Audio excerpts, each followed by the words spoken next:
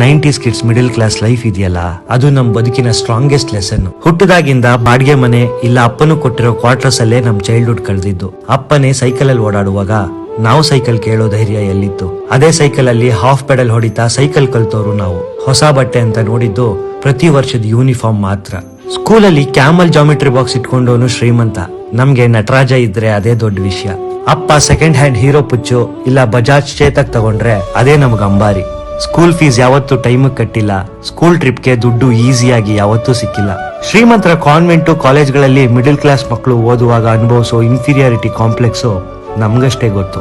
ಒಬ್ಬ ಶ್ರೀಮಂತ ಅಪ್ಪ ಸತ್ತಾಗ ಮಗನಿಗೆ ಆಸ್ತಿ ಬಿಟ್ಟೋಗ್ತಾನೆ. ಮಿಡಲ್ ಕ್ಲಾಸ್ ಮನೆಯಲ್ಲಿ ಅಪ್ಪ ತೀರೋದಾಗ ರೆಸ್ಪಾನ್ಸಿಬಿಲಿಟೀಸ್ ಕೊಟ್ಟೋಗ್ತಾನೆ. ಬದುಕಲ್ಲಿ ಪ್ರತಿ ಸ್ಟೇಜ್ ಅಲ್ಲೂ ಕಾಂಪ್ರಮೈಸ್ ಆಗಿ ಗೆಲ್ಲೋ ಛಲ ಬರೋದು ಅಲ್ಲಿಂದಾನೇ ಇರಬೇಕು. ಮಿಡಲ್ ಕ್ಲಾಸ್ 90s ಕಿಡ್ಸ್ ಇದ್ದ ಒಂದೇ ಒಂದು ವೆಪನ್ ಅಂದ್ರೆ ಎಜುಕೇಶನ್.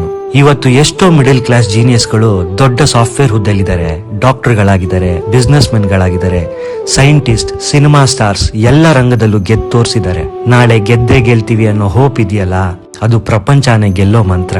ನಾವು ಗೆದ್ದ ಮೇಲೆ ಗೆಲ್ಲೋಕ್ ನಿಂತಿರೋರ್ಗೆ ಸಹಾಯ ಮಾಡಿದ್ರೆ ನಮ್ ಗೆಲುವಿಗೂ ಒಂದ್ ಸಾರ್ಥಕತೆ. 90s kids middle class life ಇದೆಯಲ್ಲ, ಅದು ನಮ್ ಬದುಕಿನ ಸ್ಟ್ರಾಂಗೆಸ್ಟ್ ಲೆಸನ್.